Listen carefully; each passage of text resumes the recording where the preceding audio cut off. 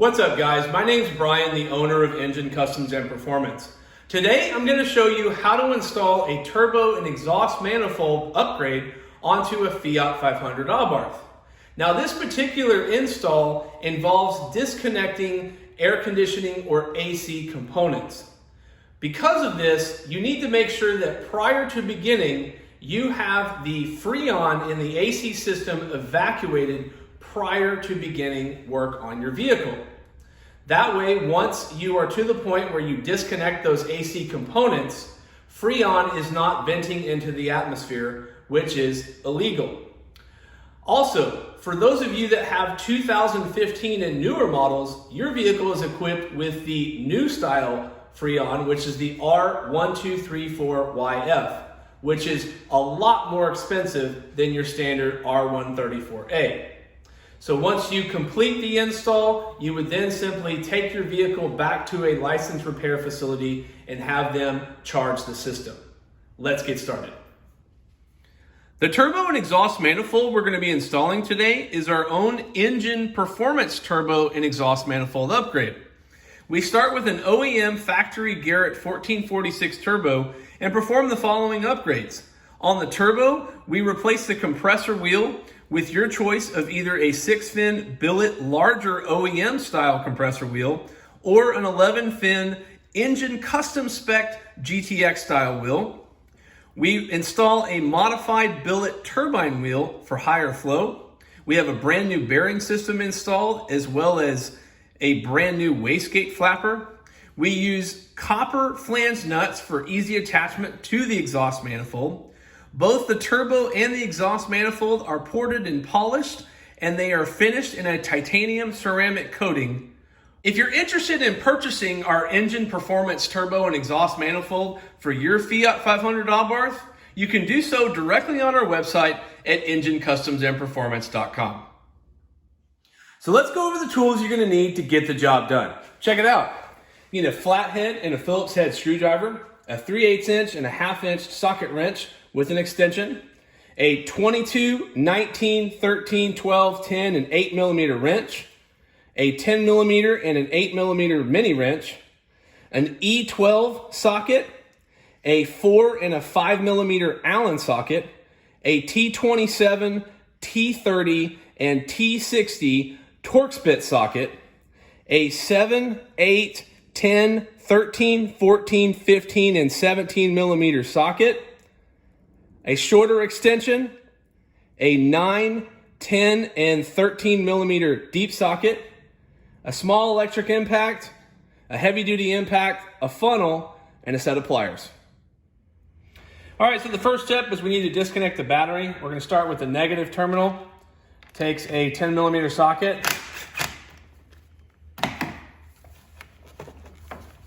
We're going to set that down to the side. All right, now we're going to disconnect the positive side. Again, 10 millimeter.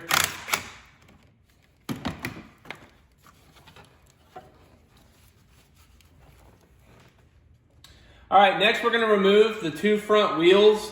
Now in most cases, you're going to have lug bolts and it's going to take a 17 millimeter socket. However, this vehicle is equipped with studs, so I'm going to use the key here to remove the lug nuts.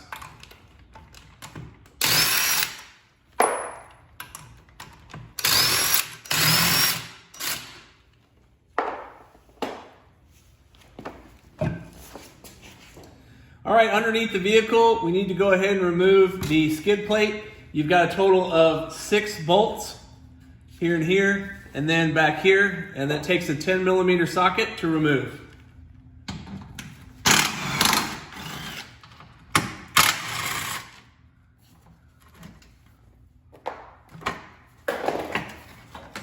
And then just set it aside.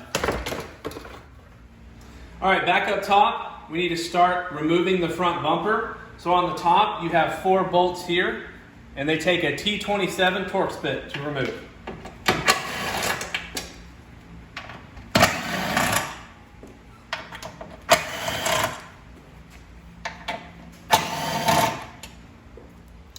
All right, at the bottom of the bumper, you've got an additional 3 bolts that also take a T27 Torx bit And then you've got a screw on both ends of the bumper that take a Phillips head screwdriver. So we're going to start with the bolts. All right, now we're going to do the screws. All right, next we're going to start on the driver's side. We need to peel back this fender liner. You've got 3 screws, and it takes a Phillips head screwdriver to remove.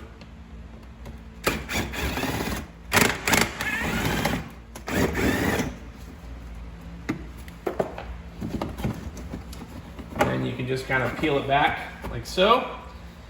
Now, looking in here on the driver's side, you're going to have this light here, which you have this connector, disconnect. You've got your fog lights, connection here, disconnect. And then you have your daytime running lamp that you want to disconnect. And then last, you have one additional bolt, which is normally right up here, which this one is missing on this car, and it takes a T27 Torx bit to remove. Now go ahead and repeat this same process on the passenger side. All right, now we're going to go ahead and remove this front bumper. You start from one end, pop it loose, and then walk yourself over to the other side. And then you're going to pop this one loose.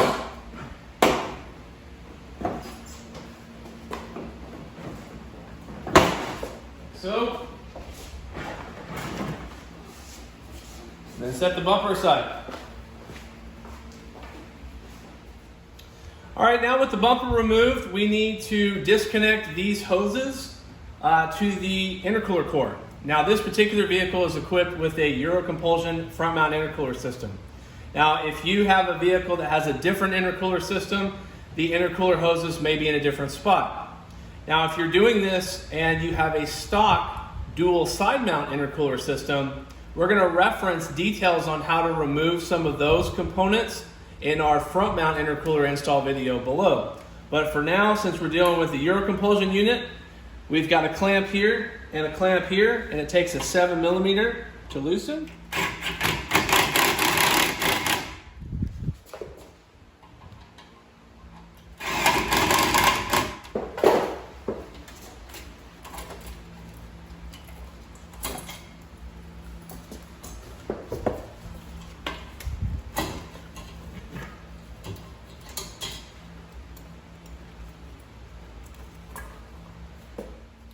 All right, next we need to remove this crash bar. You've got a total of 8 bolts, 4 on each side. You got 2 up top, 2 below, and then the same thing on the passenger side of the vehicle. So we're going to take an impact with an extension and a 15mm socket.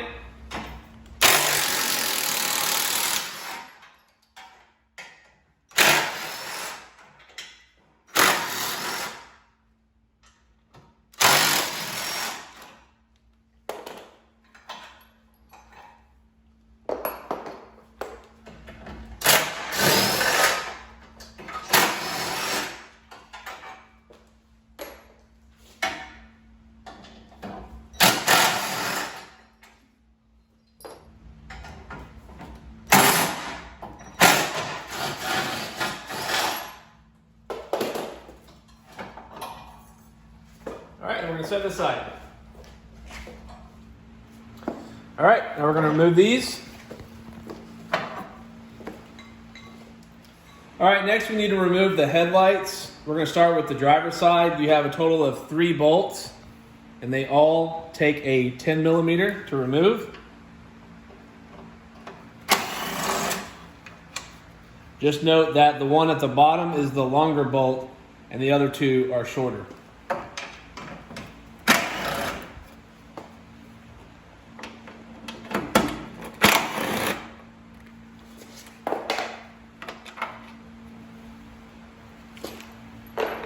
All right, now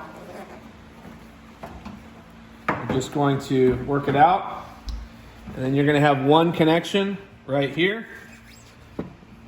So disconnect, there's a tab, and set aside, and we're going to do the same thing on the passenger side. All right, next we're going to disconnect the intake hoses. You've got a clamp here and one down here. And these particular clamps take an 8mm.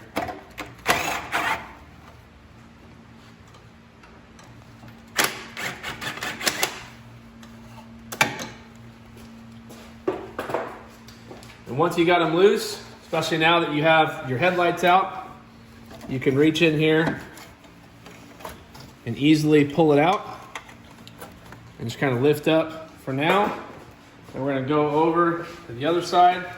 And we're going to peel up like so. And then we're just going to let it rest for now. And now we're going to remove this ram air duct from the radiator support. And it's also going to take an 8mm.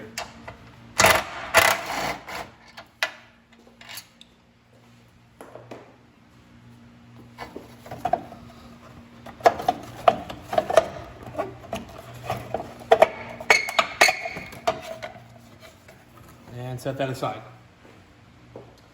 All right, for filming reasons, we're going to go ahead and remove this entire intake just so we have greater visibility on the install. So we got a couple hoses we got to disconnect. We got one in the back. And then this whole unit comes out. All right, next we need to disconnect these sensors. You got one on the driver's side, which is the side we're on now, and you also have one on the passenger side. So we're going to start. These bolts take a 10mm wrench.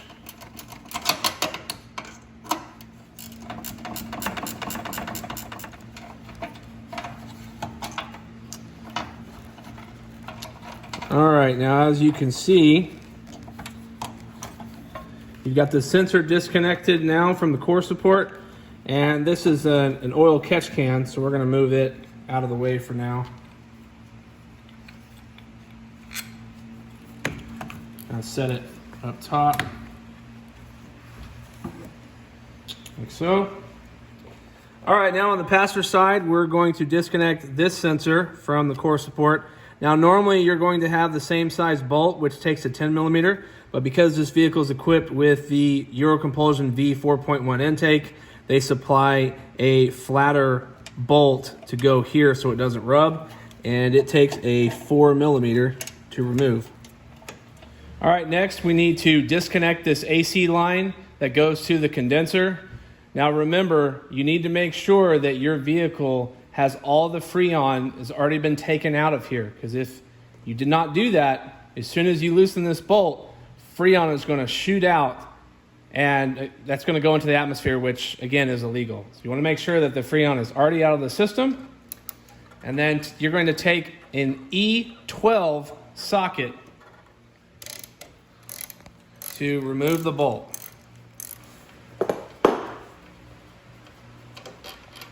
All right, and now, and you can see here, you still could hear just a little bit of Freon that was in there, but we did have this system evacuated prior to beginning. So for now, we're just going to push this off to the side, like so. It's not connected anymore. All right, now we need to disconnect this line from the core support. I just take a flathead and I just kind of work it out this way from side to side until it pops out. You can also take some pliers if you want, but just because the space of where it's in, I find this works pretty well. As you can see, it's coming out. All right, that's out and loose from the core support. All right, next we're gonna go ahead and remove this intercooler hose from the turbo. We're gonna take an 8mm socket to loosen the clamp with an extension. And after we've done that, we should just be able to pull it down off of the turbo.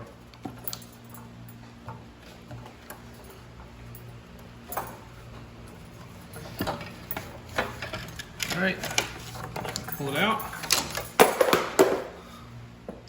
All right, next we need to remove the lower radiator hose from the radiator. So you want to make sure that you've got a drip pan underneath, because that coolant's going to be draining out of the radiator.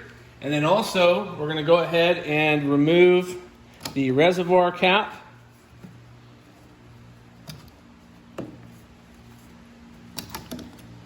so. And then down at the hose, we're going to start, you're going to see this clip right here. And you're going to take a flathead to get it started. You can see here, working it loose now.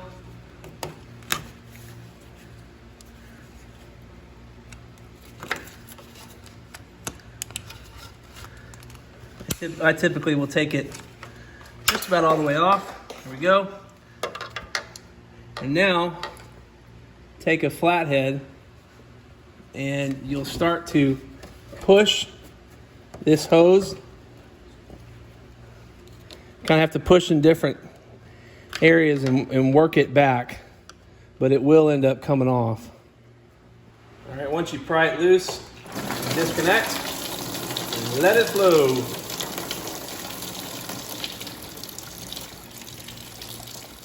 All right, next we need to remove the hood latch. So you got 3 bolts, and what I do is I put a little mark around each one of them. So when you're putting this back together, just makes it a little easier to line up the hood so it clicks into the hood latch. So take a 10 millimeter, remove the bolts.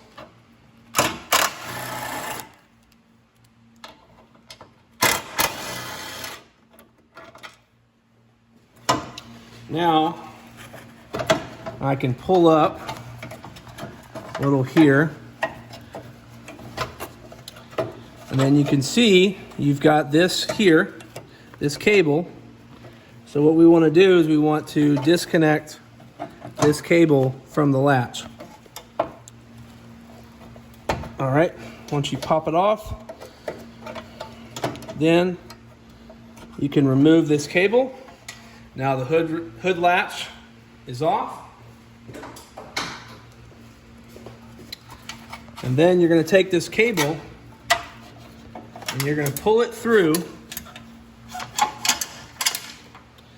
and let it hang. All right, next we need to disconnect the upper radiator hose. Now you have these one-time use clamps, so we'll end up replacing it with a standard radiator hose clamp when we reinstall it. But I just take a flathead just to work it in like so. And just break the clamp.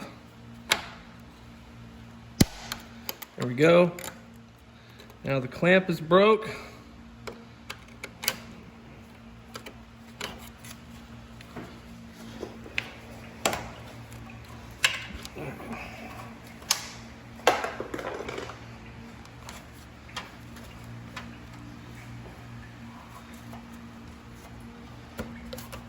Okay. All right, next we have this connection here and this one here. We need to disconnect both of these. So they have a yellow safety tab on them. I just take a flathead, just pry them underneath, just to lift up on the tab.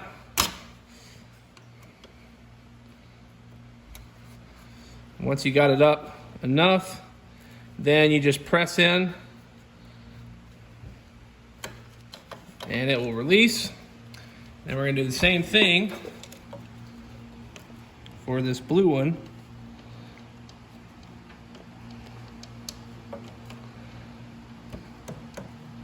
There we go. And disconnect. And then you're going to pull this harness out away from the core support.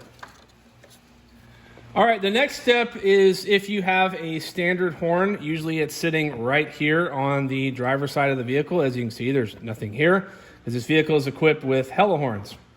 So if you have a standard horn, you're gonna have a connector here. You just disconnect it from the horn and then just set the harness aside. All right, next we need to remove these bolts on the passenger and the driver's side of the core support. Basically, it goes from the core support to the car itself where you see, and then here's the fender. So this vehicle is equipped with hood struts. So what we need to do is first we're going to remove these 2 bolts with a 13 millimeter. Set them aside here. I take this one out, and so use your other hand to support the hood. Okay. We're going to set this bolt aside. Kind of just move that catch can a little bit. Now, what you're going to see is you're going to see this hood strut. So I'm going to lift it up. And since we still have the factory hood latch, I am going to put the hood latch in. And then I'm just simply going to just let this kind of hang right here for just a moment. Now we're going to go over to the driver's side.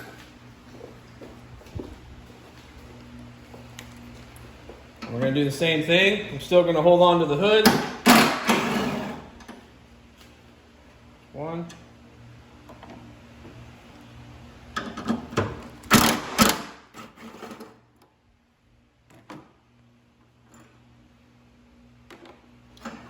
And just going to let that sit off to the side.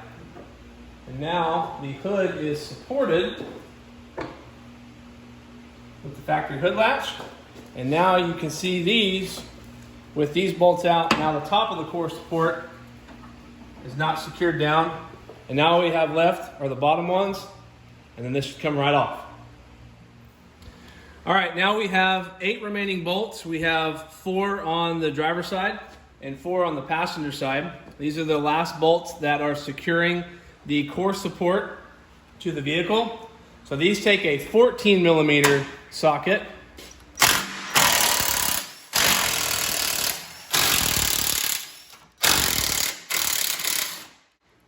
All right, now this last bolt on this side, I'm going to leave it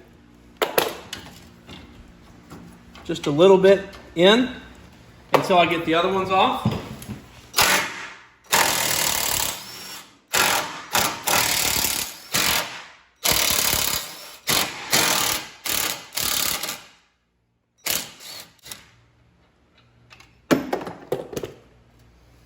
Okay, now with that last bolt still in, take it out, take these off.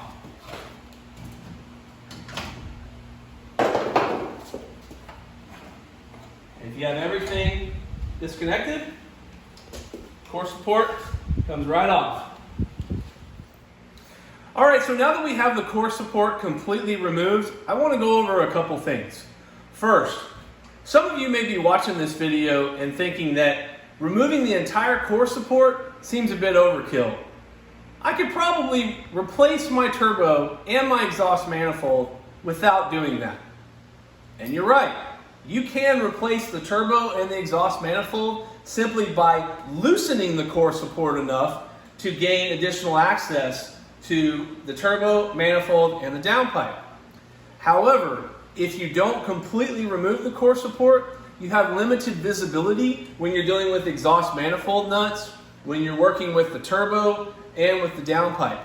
Plus, FCA, their installation procedure calls for removing the entire core support so you have easy access to all 3 of these components. Also, once this core support is removed, you're probably not 100% done draining all the coolant out of the system. You'll find that each time you move a radiator hose, like the upper one or the lower one, you move it around, it could still drain some coolant that's left in the system. So keep your drip pan handy because you don't want to spill a bunch of extra coolant that you weren't expecting onto the ground. All right, so the next step is we're going to remove this turbo bracket. It takes a 13 millimeter socket. I typically will break them loose first.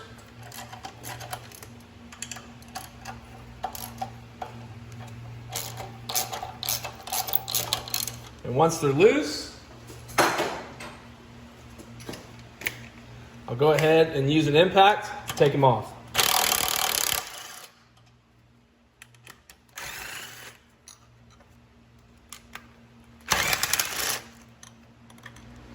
All right, next we're going to remove this turbo blanket. It's the same procedure if you still have the factory heat shield as well. You've got 3 bolts up top, which take a 10 millimeter. And then you have a nut here and a nut here, which also takes a 10 millimeter, which I'll use a deep socket for those.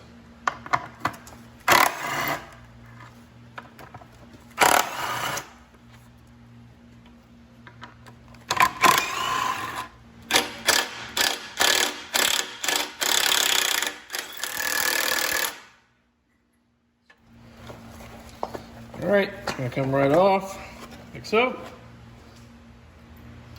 All right, next we're gonna remove the upper O2 sensor. Takes a 22mm wrench to break it loose.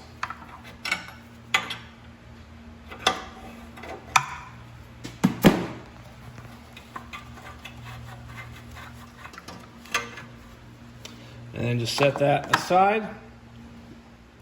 All right, next we're going to remove this heat shield.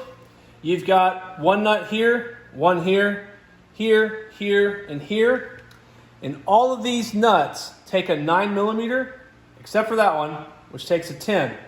So I'm going to use a 9mm wrench on this one, and then I'm going to use a 9mm deep socket on these, and then a 10mm deep socket on this one.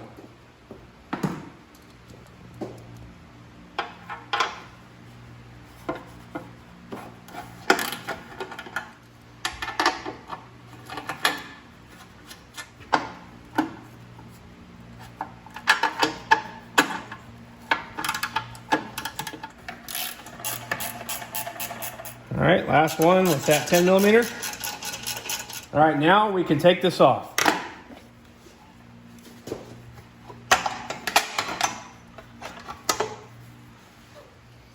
All right, next we need to remove the two nuts that secure the mid pipe to the downpipe. Now we've sprayed these with PB Blaster, but they look like they're pretty corroded to the studs, so these may actually break. Now fortunately, we're actually going to be replacing this downpipe with an ATP high flow catted downpipe, so it really doesn't matter. But in the event that if these studs break on you and you plan on reusing your factory downpipe, you can have these studs pressed out and new ones put in. So we're going to take a 13mm socket to break them loose.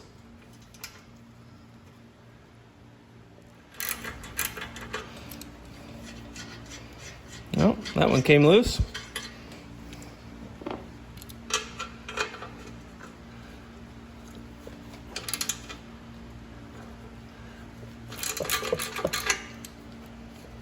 And so did that one. I can't reiterate more that PB Blaster or a WD-40 is so important when getting these nuts off, because if you don't use it, these studs will break. But with using that PB Blaster, both those nuts came right off.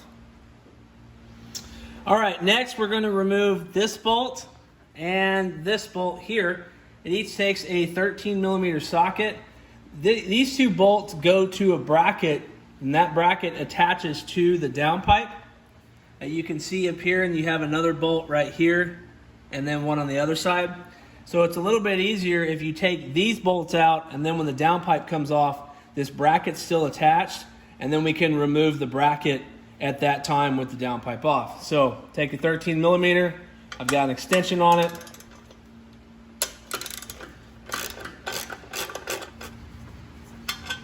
There's one.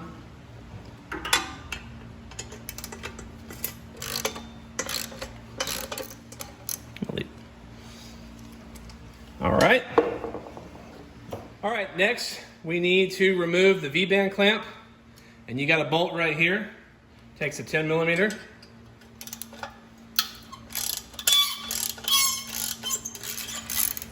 Now, even though you see it's moving now, you still want to get it really loose so you can expand it enough to work it over to on the downpipe.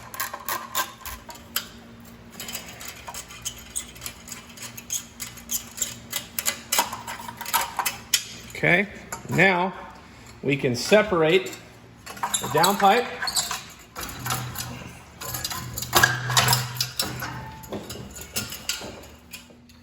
All right, now we need to start removing some of the lines. We're going to start with this coolant line here.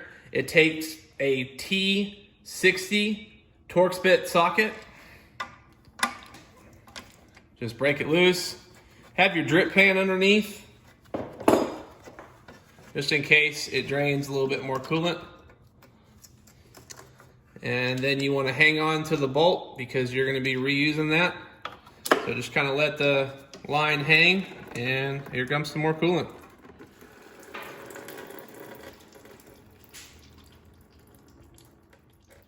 All right, next we're going to remove the wastegate actuator. You've got a hose here that you want to disconnect.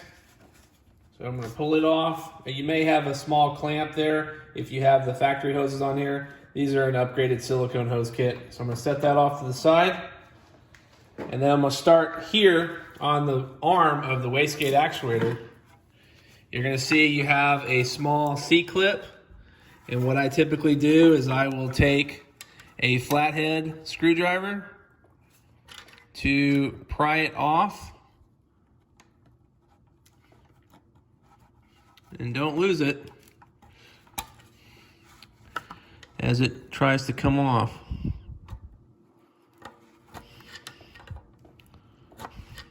Here it comes.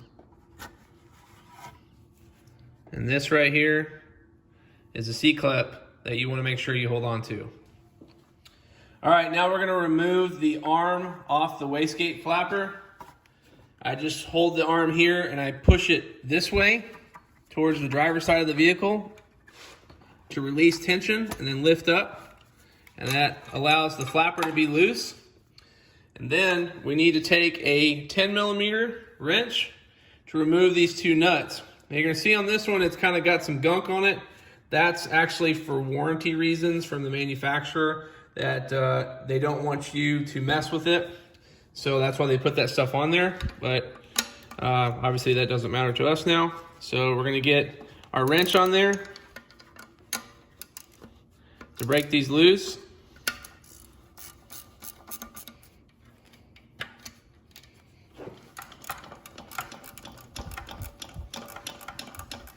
All right, get this last one off. All right, we're going to slide it out and up and set it aside. All right, next we're going to remove this bolt that secures the oil supply line, and it takes a 17mm socket. Once you break it loose, just spin it off with your fingers. Make sure to hang on to the bolt.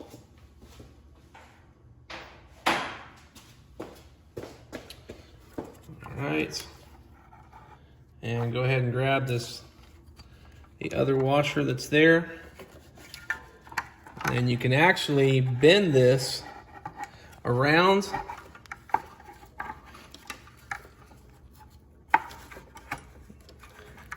and move it completely out of the way of the turbo, like so. All right, next we're going to remove this bolt that connects the other coolant line to the turbo. We're going to take a 19mm wrench to break it loose.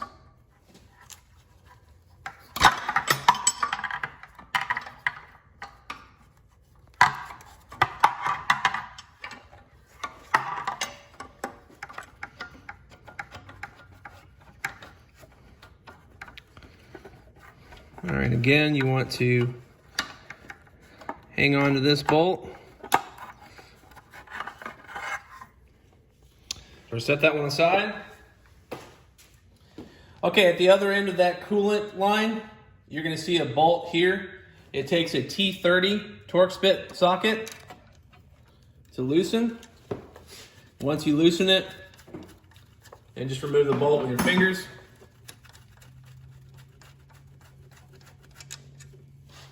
All right, now you can take that line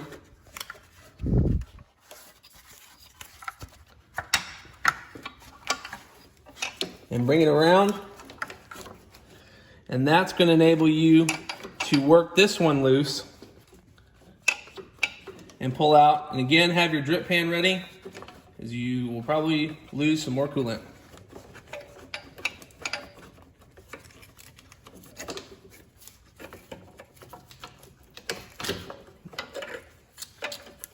And set the line aside. All right, next we need to remove the oil return line. You've got two bolts here, and they take a T27 Torx bit. Just break them loose.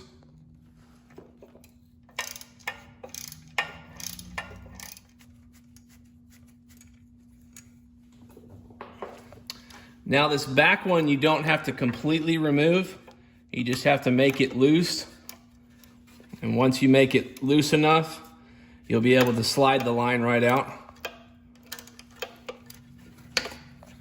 All right, and I'm just gonna set it off. I'm gonna set it off here for now. All right, next we need to remove the heat shield to the exhaust manifold. It's got a total of 2 bolts and a nut. So we're gonna start here with this bolt. It takes an 8mm. I just use a wrench to take it off. All right, on the other side, you've got the other bolt that also takes an 8mm. On this side, I use a socket with an extension.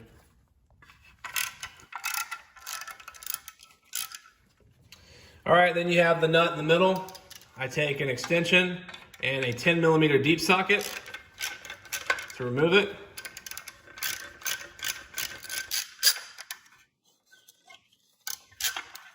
Now don't be surprised because of how much this nut gets corroded onto the stud that the stud comes out, and if it does, that's okay. So you can move that out of the way, and then this heat shield comes right off. All right, next we need to remove the diverter valve. Now on this turbo, it already has the forged atmospheric valve. So we're gonna disconnect this hose, like so. And then we've got 3 bolts here that take a 5mm Allen socket to remove.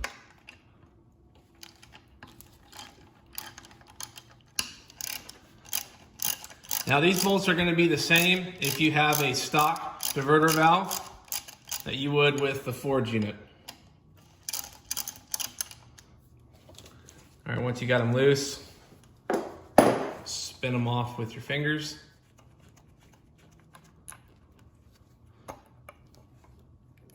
All right, and you're gonna pull that off.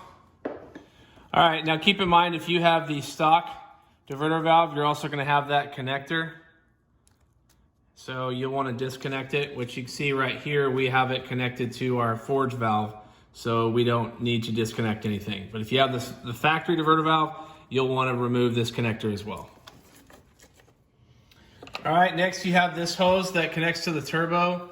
Now, in most cases, you'll probably have a clamp here. This one doesn't.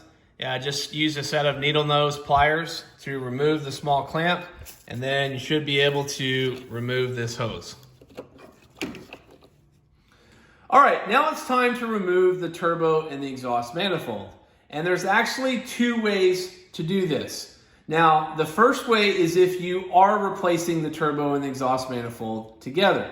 If you're replacing both, you can actually remove the exhaust manifold and the turbo together as a unit. So it's actually going to be removed all as one piece.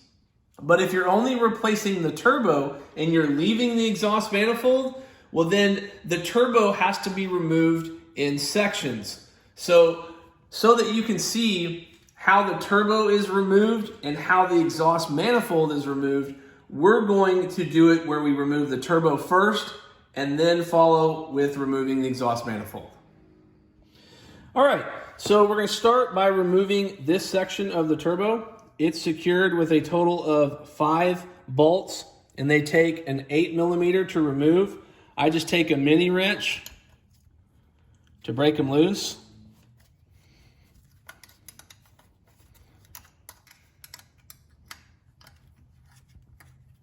All right, taking the last one off. All right, once you got all the bolts off, then you should be able to just take it off and set it aside. All right, next, you've got a total of 4 nuts that connect the turbo to the manifold. You got one here, here, and then you got one here, and then one in the back. And it takes a 13mm wrench to remove them.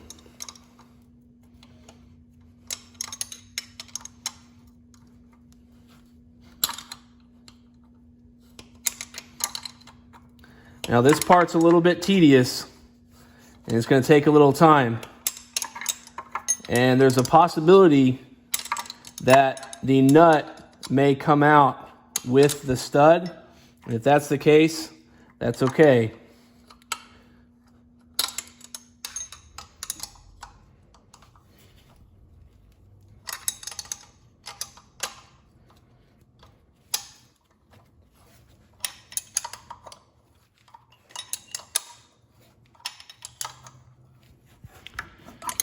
All right, we're on the last one.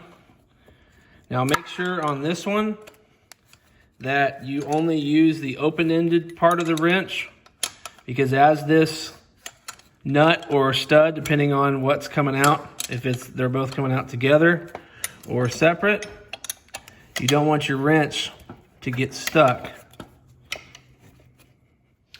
All right, now that we got all 4 nuts off, the turbo slides right off, and then remove this gasket. All right, now it's time to remove the exhaust manifold. It's secured with a total of 9 nuts. You've got 2 here, and then you've got 3 here up top, and then you have 2 down below, and then another 2 right here.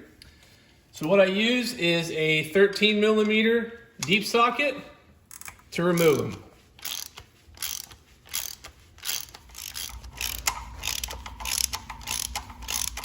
Now you may find when you're removing these nuts that the nuts stay stuck to the exhaust manifold stud.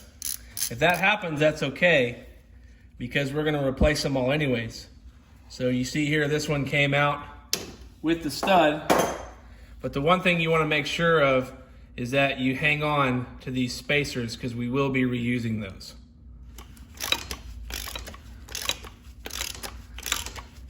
All right, on the last one. Now on this particular one, every single stud has come out except one. So I'm gonna have to hold this with one hand as I'm taking this off. All right.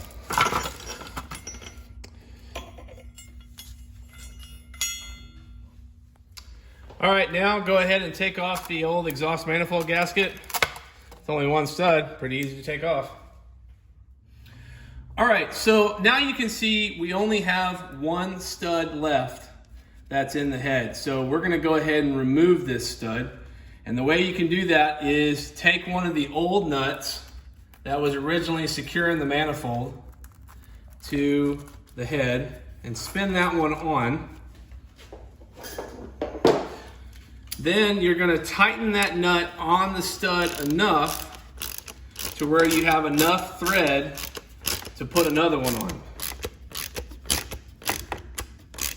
And you're still using a 13mm deep socket. So just kind of check. All right, it's got to go on more.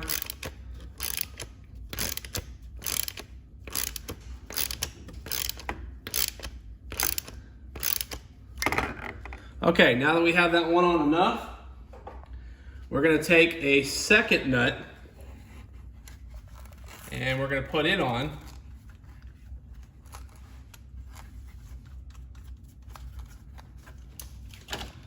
And we're going to tighten it till it touches that other nut. And then I'm going to take a 13mm wrench and I'm going to put it on the nut that's in the back. And I'm going to tighten the front nut a little bit more. Okay, now with that wrench, I'm going to now loosen the stud by moving it like that. And you will see now, instead of the nut coming off, the stud's coming off.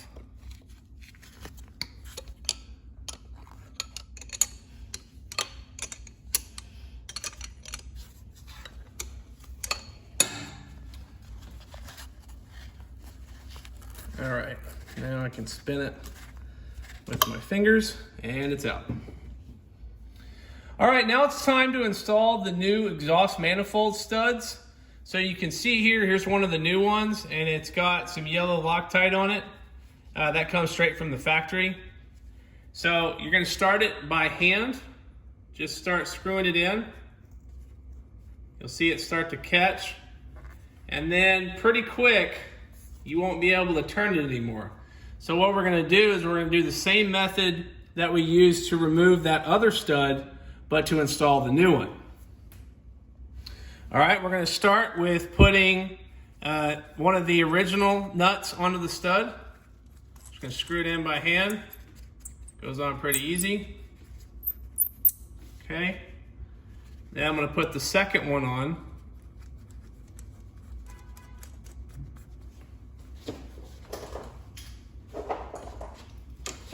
Now I'm going to make sure they're tight together. Take my 13mm wrench and 13mm deep socket. Tighten them as much as possible. Okay, now you can see here the stud is going in.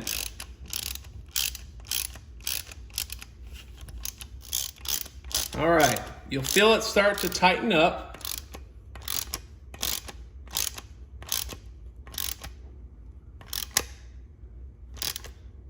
And where you'll see where to stop is you'll see there's just a little line here where it doesn't have thread. That's when you know it's all the way in.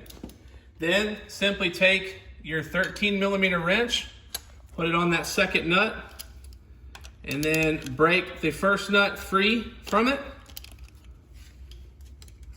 Spin that one off.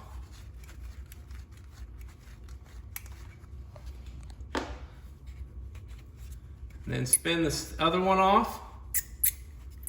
And as you can see, the stud stays in place.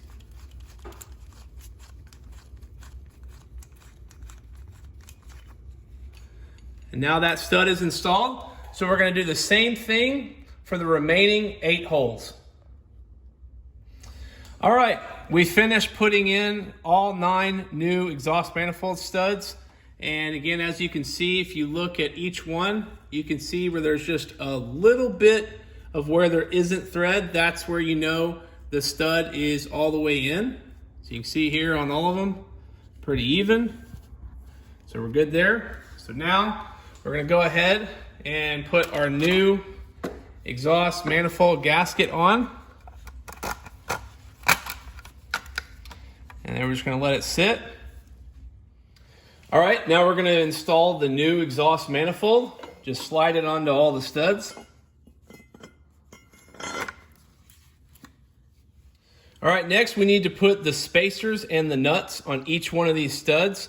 So take one of your original spacers, slide it onto the stud, then take a new nut and get it started on the stud here. You can just turn it until it's just kind of finger tight. Now we're going to do the rest of the remaining 8 studs. All right, now we've got all the nuts and spacers reinstalled onto the manifold. And again, they're just finger tight. So you can see we've got all 9 of them. All right, so now what we're going to do is we're going to take our 13mm deep socket and we're going to tighten them down. We're initially just going to go one by one and tighten it till it feels snug.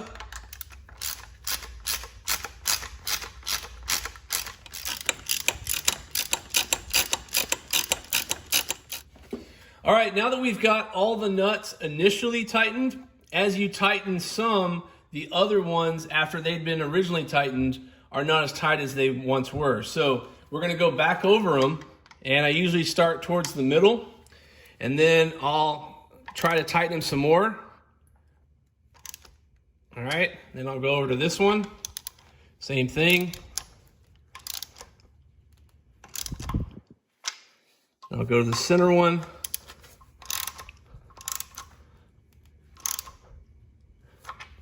Then I'll go to one down below.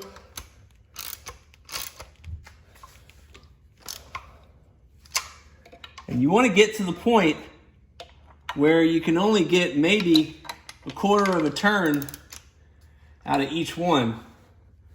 Now, I'm going to list torque specs below. Now, I do these by feel because I've installed so many of these, but I will list proper torque specs.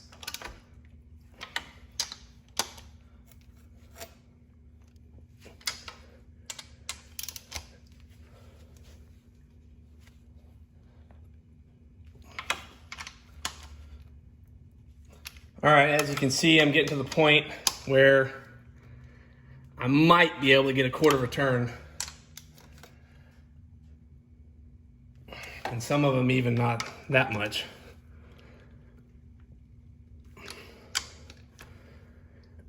And once all of them feel pretty consistent, then you're done. All right, now we need to partially disassemble the new turbo. So we're gonna start by removing the wastegate actuator. We're actually not gonna be using this one. We will be using a forge unit. So we're gonna take that C-clip off. Again, just use a flathead screwdriver to push it off. And set that aside. Okay, now we're going to remove the arm off of the wastegate flapper.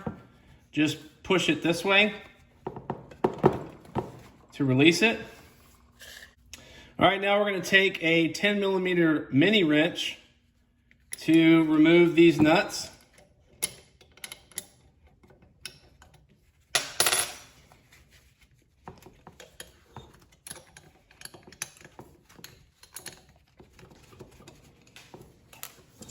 All right, and this is going to slide right out.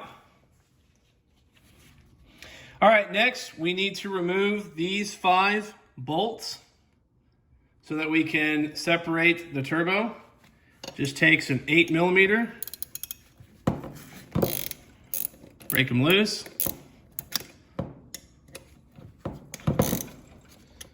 All right, we're moving the last one.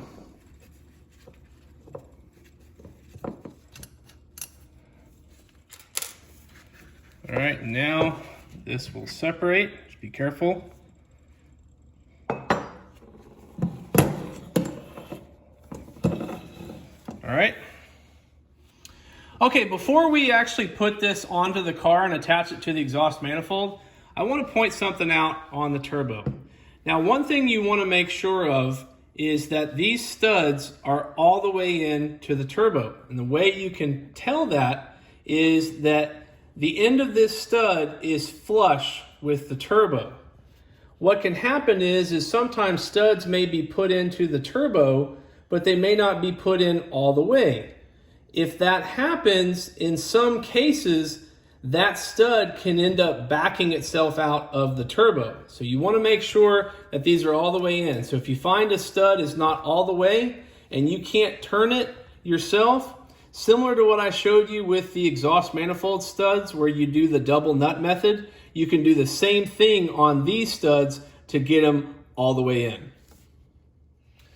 All right, next we're going to place the new gasket on the manifold, and then we're going to take the turbo and slide it into place.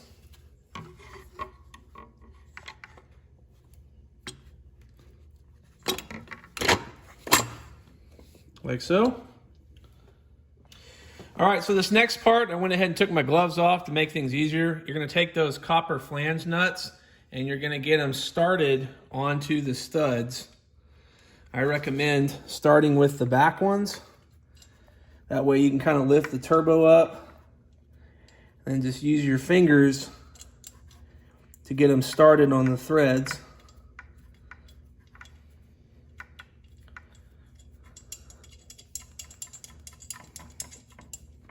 All right, there's one. I'm going to go ahead and get this one started.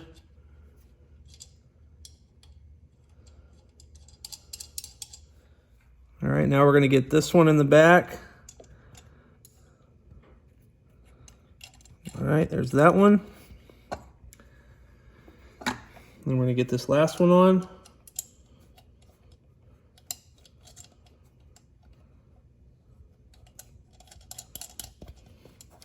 Now you can spin all of them as tight as you can with using your fingers, and then we're going to move to the wrench.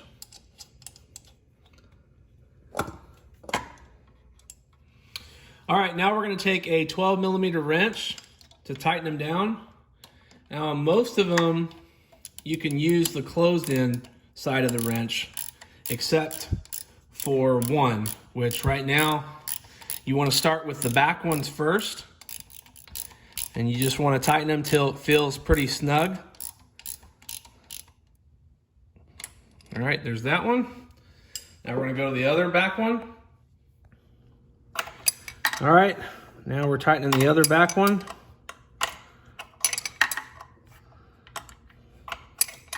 All right, now we're gonna get the front ones. All right, we're tightening that last one. Now you'll probably notice that I'm using 2 different wrenches. That's because 2 of these nuts, I have to use a thinner wall wrench for it to fit, and 2 of them, that's not the case. So, but once we're done tightening this one, then we're gonna go back over all 4 nuts, and we're gonna use the open end side of the wrench to make sure they are really tight. All right, now we're gonna go back over each nut. We're gonna use the opened end side of the wrench to continue to tighten. Because again, you wanna make sure these are really tight.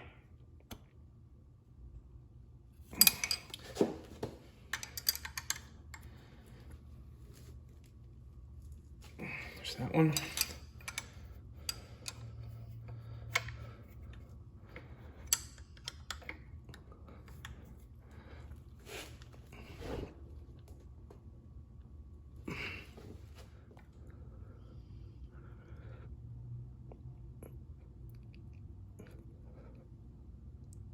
All right, those are tight.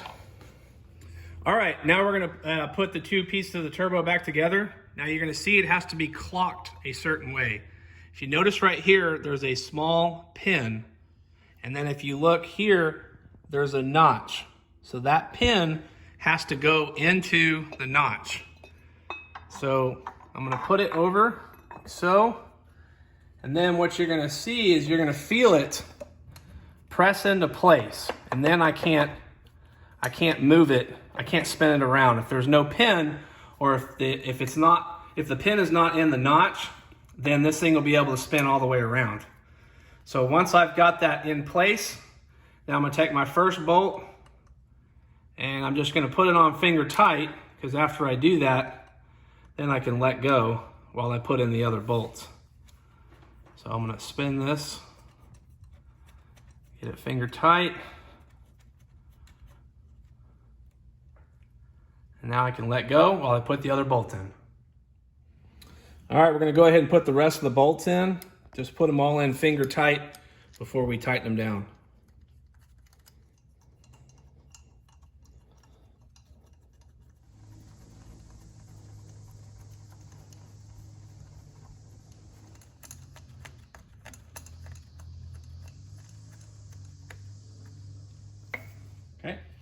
Okay, now we're gonna go ahead and tighten all these down. I just use an 8mm mini wrench.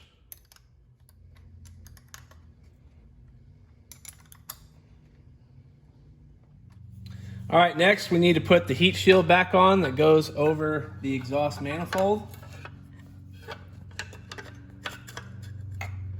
And once we got it in place, then we can take our bolts and get them started. Just using our fingers.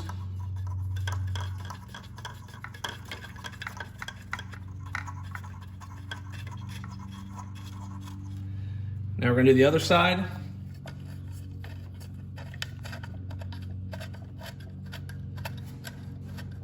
All right, now we're going to take that last stud that came out with the nut already on there, and we're going to reach in here and get it started.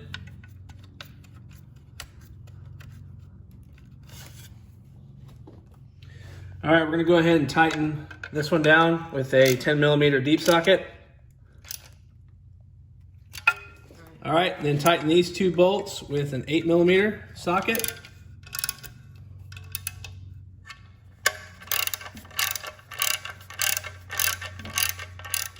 All right, now we're gonna reattach our coolant line.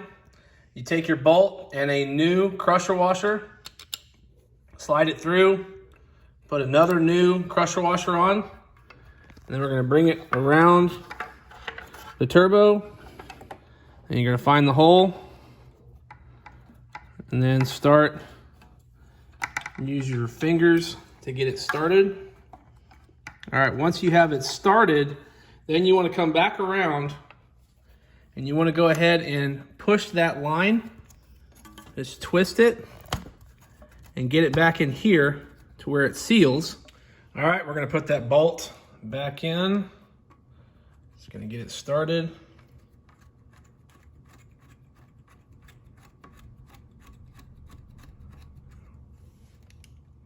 Then we're going to tighten it down with a T27 Torx bit.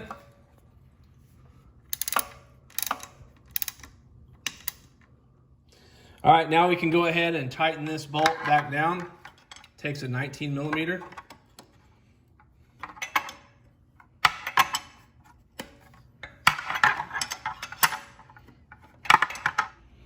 All right, next we're going to reconnect the oil supply line, but before we do that, we're going to put some oil into the turbo. That way, when we initially start it, we've already got oil going into it. All right, now we're just gonna work this thing around. It's fairly flexible, so you can twist it and work it around. Like so. All right, now we're gonna take our bolt, we're gonna put a new crusher washer on it, and then we're gonna take another one and we're just gonna set it right here. We're gonna take our bolt, and then you can use your left hand to move the line so you can line up the bolt with your right hand, and then just start twisting it till it's finger tight. And then we're going to tighten it down with a 17 millimeter socket. All right, now we're tightening it down. Make sure it's tight, otherwise you're going to leak oil. All right, next we need to reconnect the oil return line. We're going to go ahead and remove this old gasket, and we're going to replace it with a new one. It's going to snap into place. And then what you're going to do is you can push down on the line, and then you can line it up with the holes and put the bolts in. All right, next, you need to put these two bolts back in. Now, it's a little tricky to get them in initially, so typically you have to press pretty hard on the line this way to line up this first bolt. And once you do that, I just take my T27 Torx Bit Socket and an extension to twist them in by hand. And then once I've got both of them as tight as I can get them with my fingers, then I go back and tighten them with the socket wrench.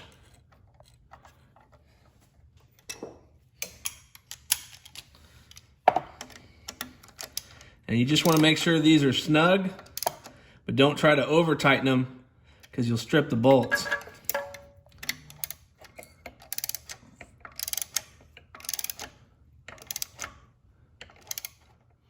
All right, now we're going to install the wastegate actuator.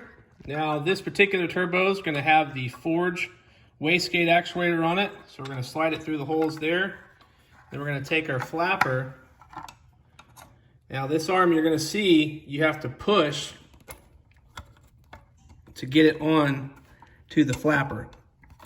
But if you press it this way, it'll go on.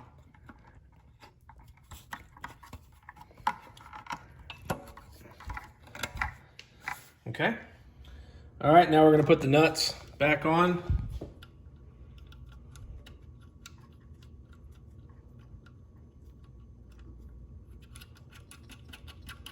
Spin them on with our fingers first.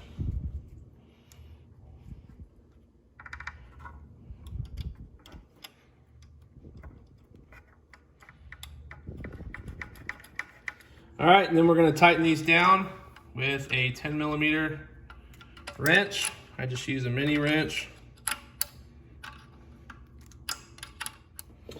All right, now we're going to put that C-clip back on. Just going to press it on until it clicks. All right, next we are going to reinstall the other coolant line. So you're going to take this bolt, you're going to put a new crusher washer on, slide it on, slide it through the hole, put your other crusher washer on, and then line it up with the threads and spin it in with your fingers.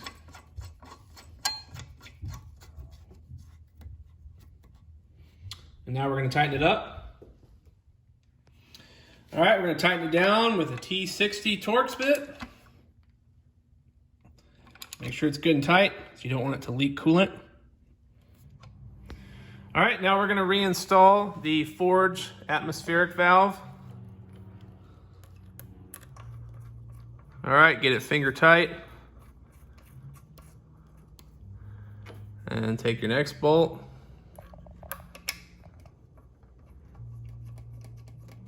And the last one.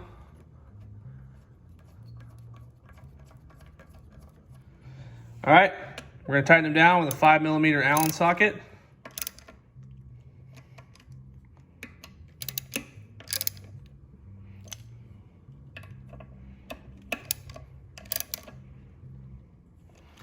All right, now we're going to connect these hoses back. You've got this one here, goes to the turbo. Now, because these are the silicone hoses, we're just going to press them on. If you have the factory lines, you're going to have a clamp that goes there. Then we have a hose, because we're using the forge valve, that we're going to reconnect. And then we have one last hose coming off the wastegate solenoid that is going to connect to the wastegate actuator. All right. All right, now we're going to go ahead and reinstall the downpipe. Go ahead and put your gasket in place.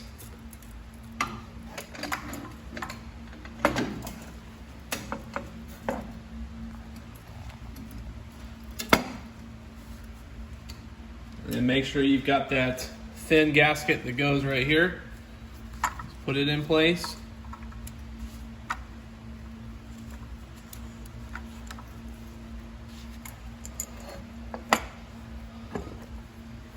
And once you've got the downpipe pressed against the turbo, you're going to take your V-band clamp and you're going to tighten it as much as you can. You can get it started with your fingers.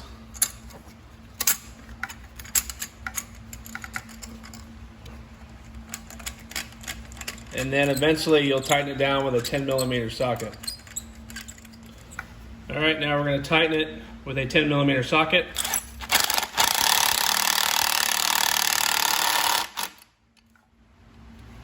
All right, next you want to make sure that the downpipe meets the mid pipe and you have the gasket in between.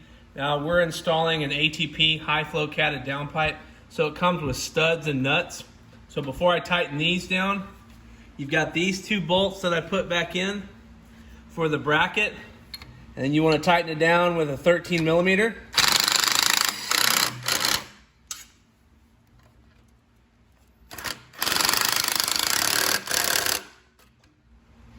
All right, now we're going to tighten these nuts down. Takes a 13mm. We're going to use a deep socket.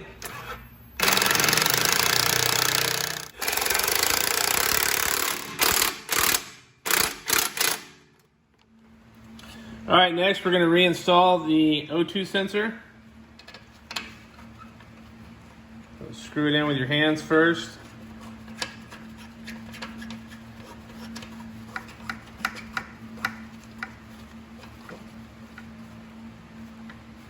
And then we're going to tighten it down with a 22mm wrench.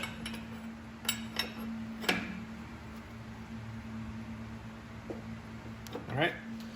All right, now we're going to go ahead and reinstall the turbo blanket. Just kind of fold it into place first. And then take your nut or your bolts.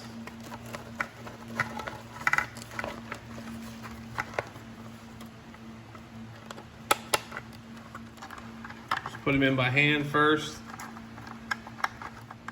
All right, then tighten them down with a 10mm socket.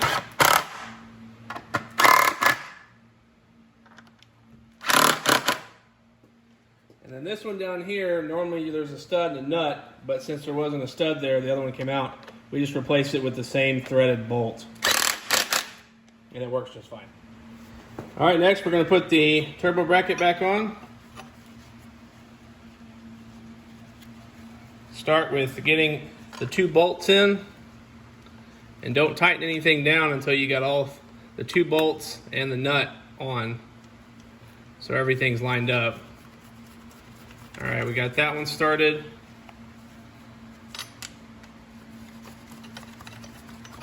I got that one started, and then the nut right here. And now we're going to tighten it down with a 13mm socket.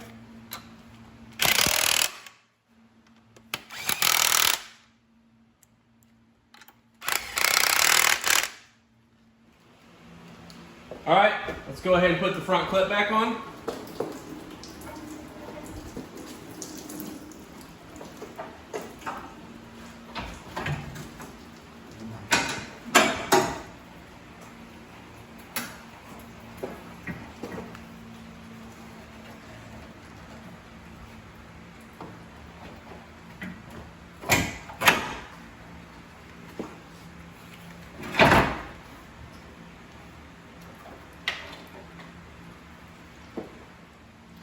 All right, once you've got the radiator support or the core support hung, what I do is I put 1 bolt in at the very bottom on each side, so then it's not going to fall, and you can literally kind of let it hang so you can start reattaching everything.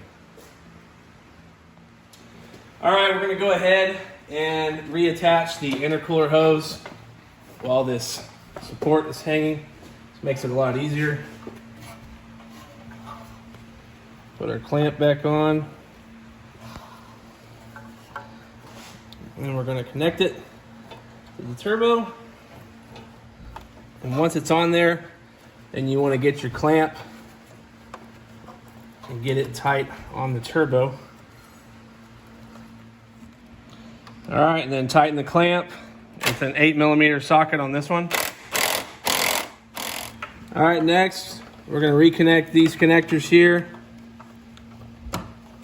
Remember, the blue one goes on top, and then this black one goes on the bottom.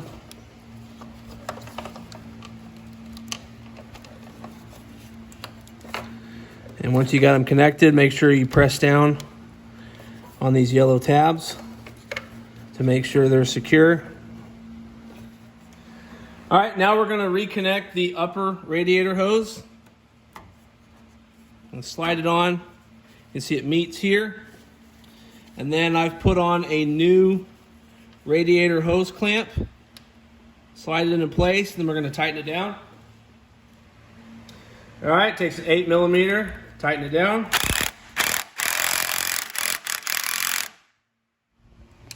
All right, now go ahead and reconnect the lower radiator hose. It's going to pretty much, you have to press it on. All right, you want to make sure that it's pressed all the way on the radiator. You'll feel it click, and then make sure you have this metal clamp that is secured back on that prevents this hose from coming back off the radiator. All right, now we're going to reconnect the AC hose to the condenser. Now make sure that both of these seals are still intact, because if you don't have these seals and you reconnect everything, when it comes time to recharge in the system, all your Freon's just going to leak out. So you want to line everything up.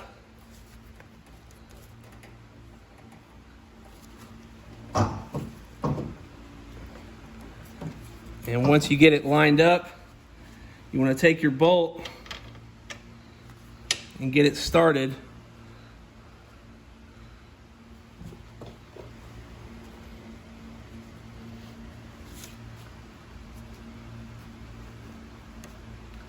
And once you get it started, then we're going to tighten it down. All right, we're going to take our E12 socket and tighten it down. You don't want to over tighten it. Just want to make sure it's snug, and that way those seals seal this line to the condenser so there's no leaks. All right, next we're going to go ahead and put the bolts in to connect the top part of the radiator support. Now, I'm not going to tighten them down all the way yet, because I still want to have some movement when we attach the rest of the core support. Now, if you're doing a hood support lift kit, it can sometimes be a little harder to get everything started.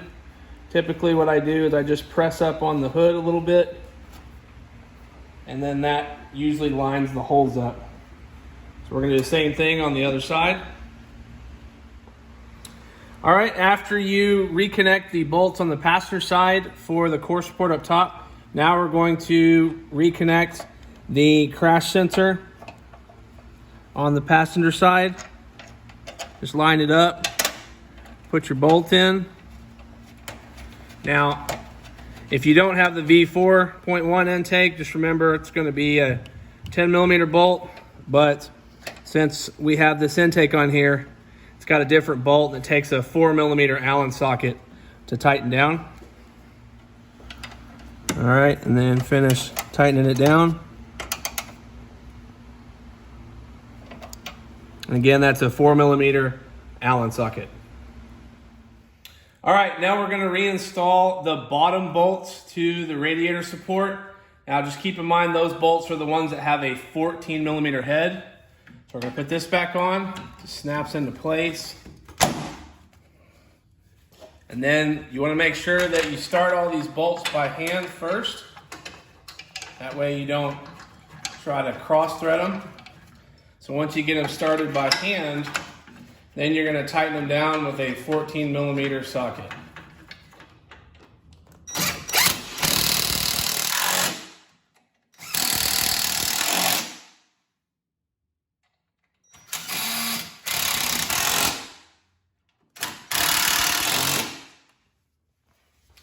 All right, now we're going to hang the crash bar. Start with these blocks. Put them back on.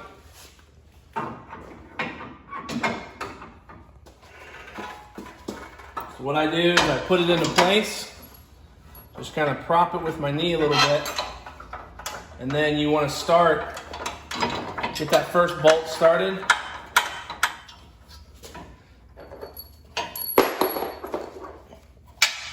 All right, now we're going to hang the other side.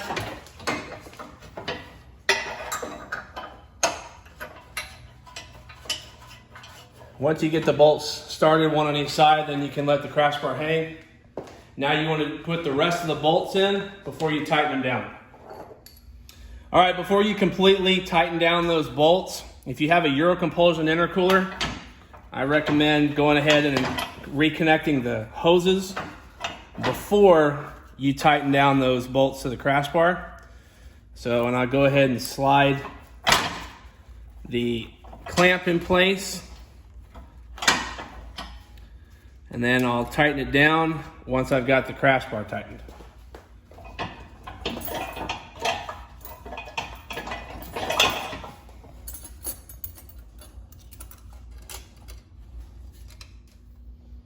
All right, now we're going to go ahead and tighten down these bolts to the crash bar. Takes a 15 millimeter socket.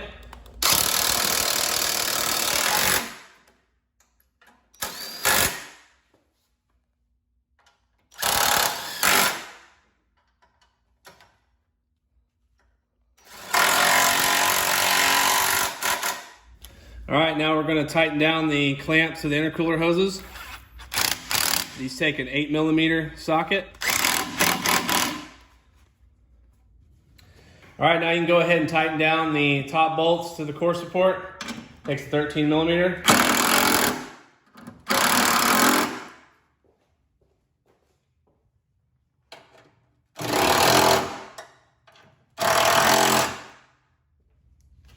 All right, next you want to run the hood latch cable back through the core support.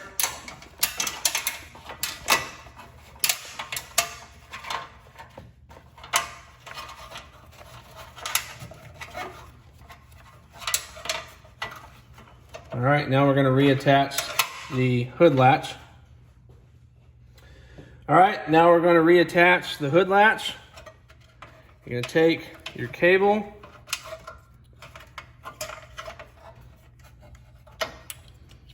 then you're going to loop it through, put the cable in first, then secure the latch onto the cable, You just got to press it back on. All right, once you've got it in there, then you want to position this latch, and you can see where the holes are, and then you're going to put your bolts in.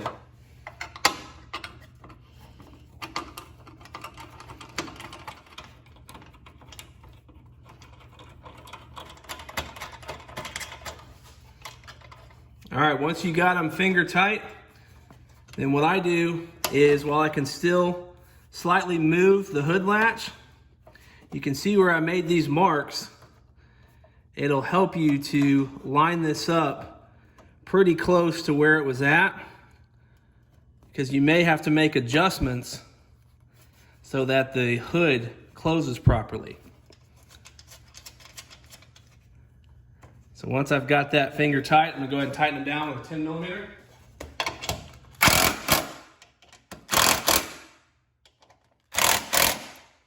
All right, we're gonna go ahead and close it. And you'll feel it click. And as you can see, I can't pull it back up, which means the hood is secure. And now we're gonna go ahead, make sure it opens. Perfect.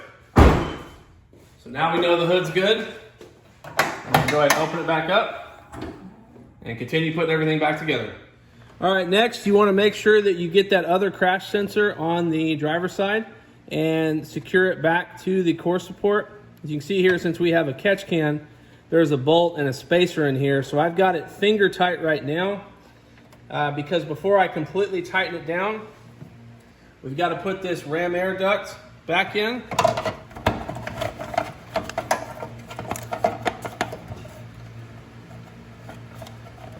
All right, once we get that slid into place, now we're going to get our bolt in. And get it finger tight first, and now we're going to tighten them down. All right, now we're going to tighten this bolt down with a 10 millimeter wrench.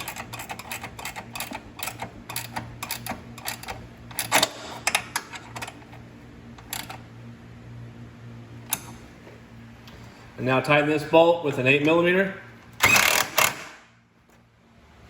All right, next you need to reconnect your horn, which again, normally it's right here, but this one has hella horns. So we're just gonna go ahead and reconnect these now.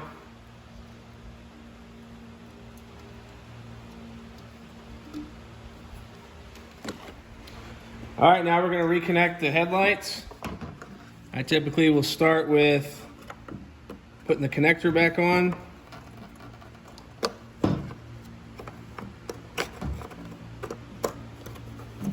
Make sure it clicks into place.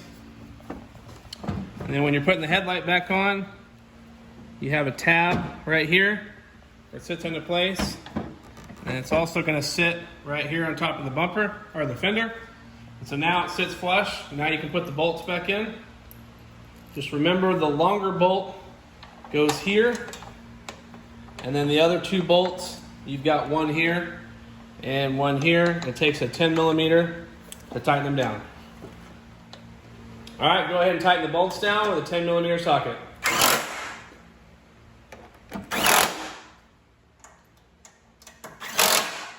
And do the same thing on the passenger side. All right, now go ahead and reinstall the intake. All right, now we're going to go ahead and reconnect the battery. Do the positive terminal first. And then the negative. And then we're going to tighten them down.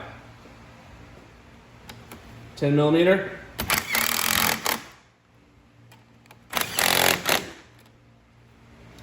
All right, now it's time to refill the coolant. Now I have the Mopar coolant. You're going to see here, it says concentrate, but we've already diluted it off camera. So you're pretty much going to use about the entire gallon of coolant. So you don't want to try and pour it in really fast. Just kind of let it gradually go in. That way it'll actually self-bleed. So you just got to keep your eye on the reservoir. Just make sure the reservoir isn't overflowing. Give it that opportunity for the coolant to fill up the radiator with as little of air bubbles as possible. All right, so I've put in most of the coolant out of that gallon, and you can see right here it's sitting at about minimum. We still have to put the front bumper and the wheels back on, so I'm gonna kind of let that sit for now. You'll see that that coolant may drop a little bit. And also when we end up starting the vehicle, we're gonna leave the funnel in and let it continue to bleed, and you'll watch that coolant level will drop even more, and we'll continue to add more till we have just about the entire gallon of coolant in it. All right, we're gonna go ahead and reinstall the front bumper.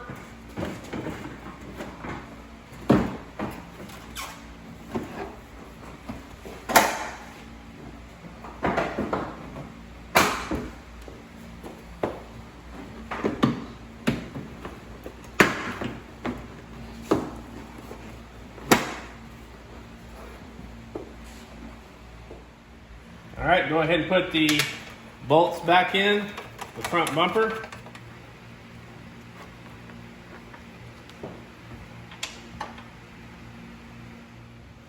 All right, then we're going to tighten them down with a T27 Torx Bit Socket.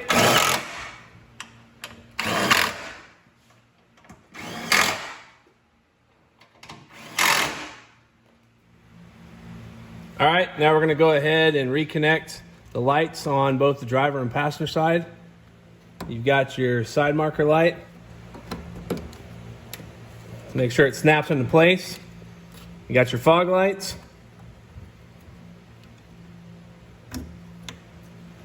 And then you have your daytime running lamp, turn signal assembly. Again, make sure they click. And you can put the fender liner back down. And then we're going to secure it down with the 3 screws. All right, tighten them down with a Phillips head screwdriver.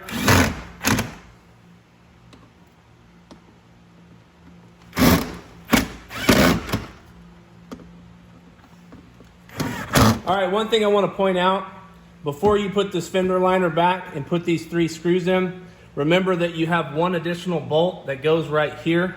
That takes a T27 Torx bit to secure, but since this vehicle doesn't have any, we naturally had nothing to reinstall. So once you complete this and put the 3 screws in and the fender liner, then go ahead and repeat the same process on the passenger side.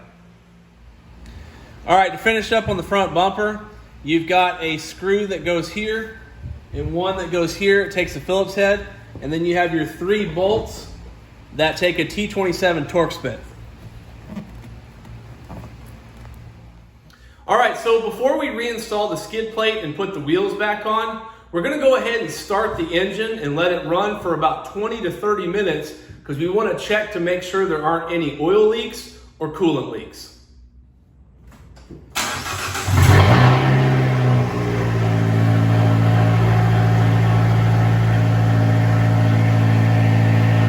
All right, after you've let it run for 20 to 30 minutes and you've confirmed there are no oil or coolant leaks, go ahead and reinstall the coolant reservoir cap as well as the skid plate and the wheels.